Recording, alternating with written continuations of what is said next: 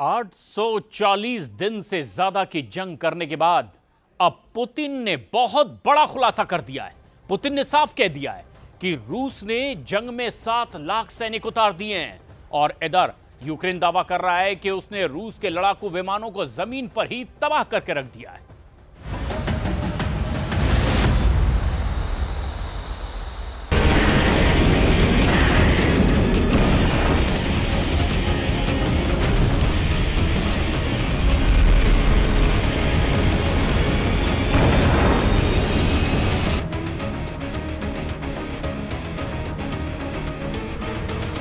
За Россию! За победу! Ура!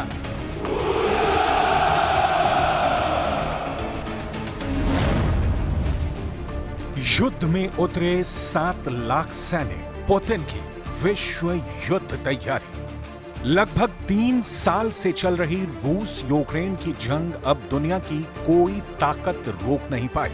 NATO के 32 देश मिलकर भी रूस को कभी हरा नहीं पाएंगे। पुतिन ने 15 जून 2024 को ऐलान कर दिया है और दुनिया को बता दिया है कि रूस ने यूक्रेन जंग में 7 लाख सैनिकों को झोंक दिया है। जरा देखिए पुतिन के तेवर क्या बता रहे हैं। У нас в зоне специальной военной операции почти 700 тысяч. У нас в зоне специальной военной операции почти 700 тысяч.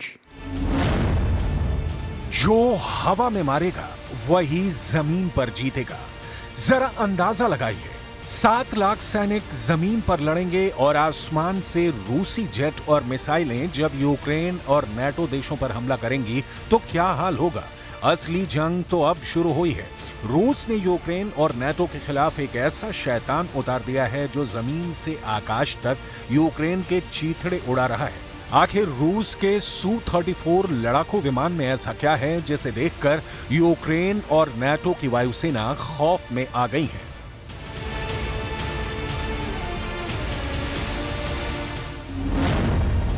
रूस ने उतारा 2-in-1 शैतान। लगभग 36 महीने की जंग में ऐसा पहली बार हुआ है कि रूस के लड़ाकू विमान 40,000 फीट से बम बरसा रहे हैं जबकि 400 फीट से गोलियां बरसा रहे हैं। आखिर पुतिन ने इस लड़ाकू विमान को 800 दिन के बाद अब जंग में क्यों उतारा है।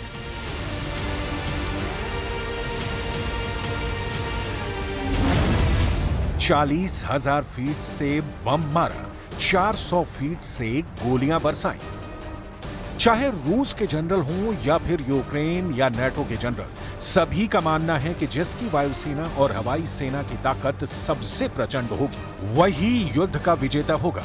पिछले 21 दिनों से रूस पूर्वी, दक्षिणी और उत्तरी यूक्रेन पर भीषण हमले कर रहा है। रूस के इन हवाई हमलों में जहां इस्कंदर और किंजल जैसी बेहद ताकतवर मिसाइलें शामिल हैं, वहीं ईरान के शाहिद 136, शाहिद 131 और अराश 2 जैसे आत्मघाती हमले यूक्रेन के काल बन चुके हैं।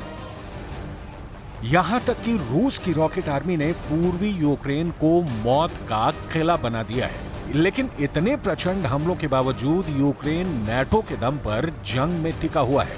इसलिए अब पुतिन ने अपने जनरलों के साथ मिलकर रूस का एक ऐसा लड़ाकू विमान जंग में उतार दिया है जो यूक्रेन की राजधानी कीव समेत 8 शहरों पर भयानक गोलाबारी कर रहा है। रूस का Su-35 एक ऐसा लड़ाकू विमान है जिसे 2-in-1 शैतान कहा जाता है। रूस का Su-34 एक ऐसा फाइटर है जिसके अंदर फाइटर जेट और बम वर्षक विमान दोनों की जबरदस्त खूबियां हैं। डिफेंस एक्सपर्ट्स के मुताबिक जंग के मैदान में जहां ये Su-34 लड़ाकू विमान अमेरिका के 4थी पीढ़ी के F-16 और 5वीं पीढ़ी के F-35 फाइटर जेट पर भारी पड़ रहा है, तो वहीं बम वर्षक विमान के रूप में Su-34 अमेरिका के B-1B, B-2 और B-52 बम वर्षक पर 21 साबित हो रहा है। एक अनुमान के मुताबिक रूस का Su-34 फाइटर अब तक यूक्रेन पर 500 हवाई हमले कर चुका है। आप भी जान लीजिए कैसा है रूस का Su-34 लड़ाकू विमान।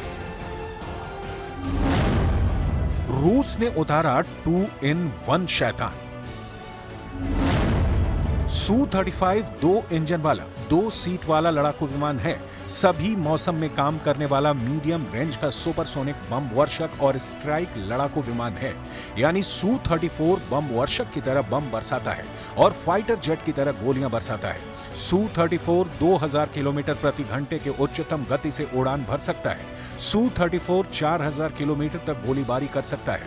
रूस का दावा है कि Su-34 45,100 किलोग्राम के वजन के साथ उड़ान भर सकता है। अगर इसकी लंबाई की बात करें तो ये 72 फुट और 2 इंच लंबा है, जबकि इसकी ऊंचाई 19 फुट और 5 इंच है। अपने विशाल आकार के बावजूद Su-34 क्रूज मिसाइलों और 8 टन के बमों के साथ सटीक हमला करता है।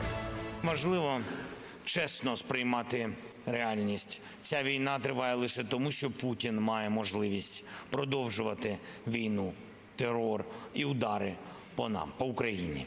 Як тільки російська здатність тероризувати сусідів буде обмежена, Росія нарешті буде змушена шукати шлях до справжнього миру, бо це ключова перевага Путіна. पुतिन ने अमेरिका समेत नाटो के 32 देशों को सीधी धमकी दी है कि अगर रूस को छेड़ा तो फिर रूस घर में घुसकर मारेगा।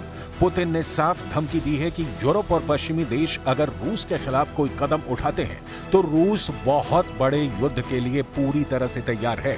पुतिन ने तीसरे विश्व युद्ध से लेकर परमाणु जंग तक का इशारा किया है। पुतिन और रूसी सैनिकों ने जोरदार हुर्रे का नारा लगाकर रूस से इरादे जता दिए हैं। Ура!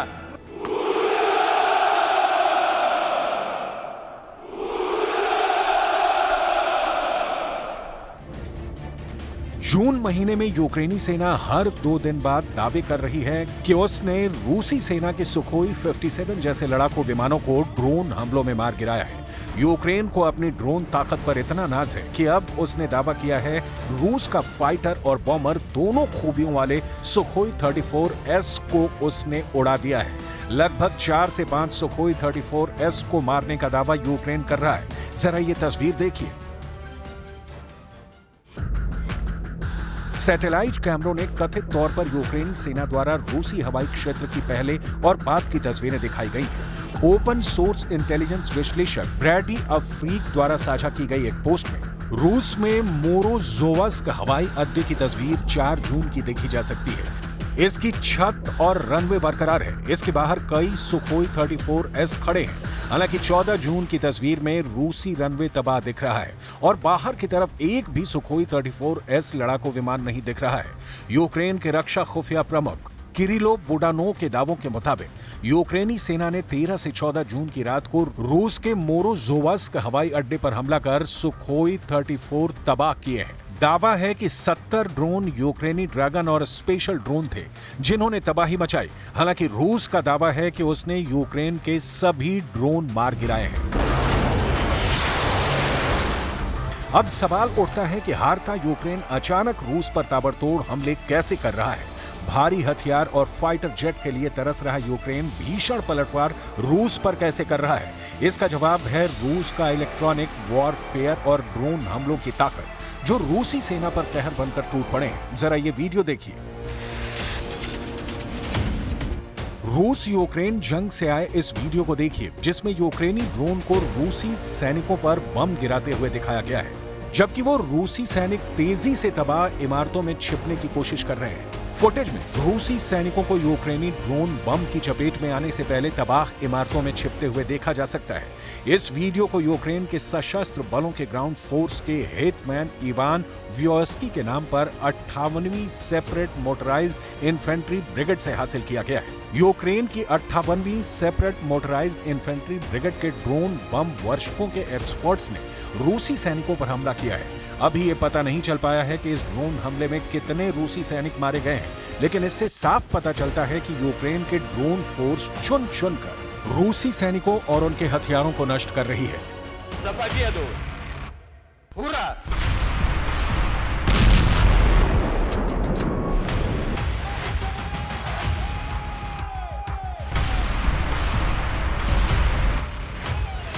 यही वजह है कि रूस यूक्रेन को हराने के लिए हवाई हमलों पर ज्यादा भरोसा कर रहा है।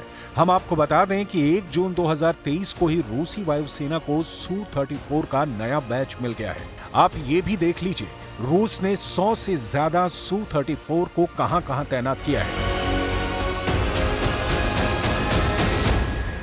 रूसी वायुसेना ने Su-34 को रूस से लेकर सीरिया तक 7 एयरबेस पर तैनात कर रखा है, जहां से रूस यूक्रेन पर हमले कर रहा है। दावा किया गया है कि रूस ने 106 Su-34 विमानों को जंग में उतार दिया है। कुछ रिपोर्ट के मुताबिक 10 Su-34 लिपिट्स्क एयरबेस से पूर्वी यूक्रेन पर हमला कर रहे हैं, जबकि 2 Su-34 अखीबेंस्क एयरबेस से हमला कर रहे हैं। वहीं 24 Su-34 वोरोनिश मालशेवो एयरबेस से दक्षिणी यूक्रेन पर हमला कर रहे हैं, जबकि 36 Su-34 मोरोजोस्क एयरबेस से उत्तरी यूक्रेन पर हमला कर रहे हैं। वहीं 24 Su-34 खोरबा एयरबेस से कीव और उसके आसपास हमला कर रहे हैं। वहीं 4 Su-34 सीरिया के लाटकिया में खमेइम एयरबेस से हमला करने के लिए तैयार खड़े हैं। बाकी Su-34 हवा में अमेरिका और नाटो के बॉमर और फाइटर जेट को खदेड़ने में लगे हुए हैं। году без всяких внешних признаков какой-то напряженности военно-политической объявили о том, что вступают в НАТО, хотят вступить в НАТО, а западные страны Альянса в Бухаресте, по-моему, на саммите объявили о том, что для Украины двери в НАТО открыты.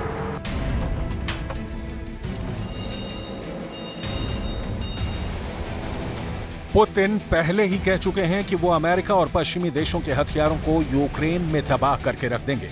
Su-34 ने रूस से एक तीर से 2 निशाने साध लिए हैं।